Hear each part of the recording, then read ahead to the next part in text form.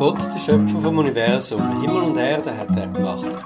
Einzigartig ist sein Werk, wo nah dies nah zum Leben erwacht. In jedem Detail steckt sein Herzschlag, alles entsteht durch seine Hand. Vielfältig, unvergleichlich, wunderschön und elegant.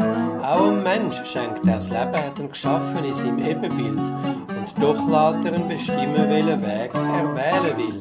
Er gibt ihm die Freiheit, sich zu entscheiden. Ja, er lässt ihn gehen. Auch wenn ihm das Herz bricht, er liebt ihn immer noch. Wie kostbar ist doch die Bibel, wie wertvoll. Gottes Wort ist wie ein Schatz voll von Perlen, die gefunden werden will.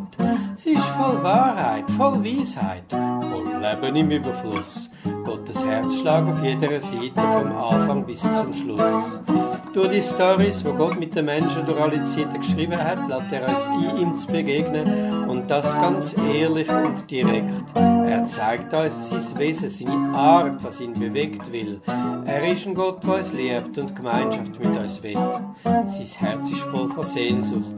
Voll Liebe wartet er, dass der Mensch wieder umkehrt und ihn annimmt als der Herr.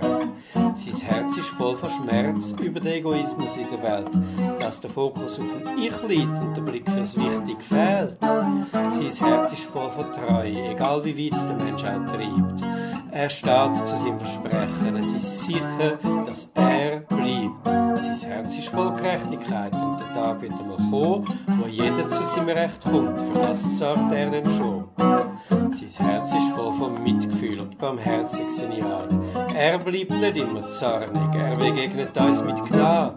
Sein Herz ist voll von Güte, er kümmert sich um uns. Mit seiner Liebe, so kostbar, schafft er immer wieder Neues. Sein Herz, das schlägt für die Menschen, sein Plan, der bleibt bestehen. Durch alle Höchst und Tiefs vom Leben können wir uns auf ihn verlassen.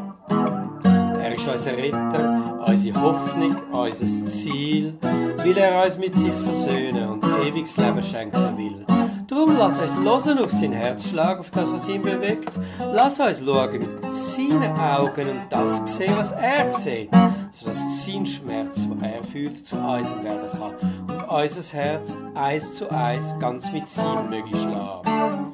Bewegt von seiner Liebe, bewegt von seinem Herz, von seiner Hingabe, mündet fast in den Schmerz.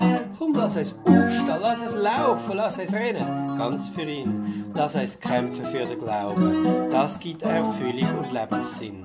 Lass uns hoffen für die Menschen, die nichts mehr zu hoffen haben, dass sein Licht und seine Vollmacht die schweren Ketten sprengt. Lass uns glauben für die Menschen, die nicht glauben können, dass Gottes Sehnsucht durchdringt für die nicht alles verstehen. Lass uns als seine Hände und Füße für die Welt vorangehen, dass unsere Mitmenschen sehen, was sie durch Gott haben können. Eine Quelle, überfließend, wo gar nie mehr versiegt. Das ist Gottes Herzschlag, wo in uns hinein liegt.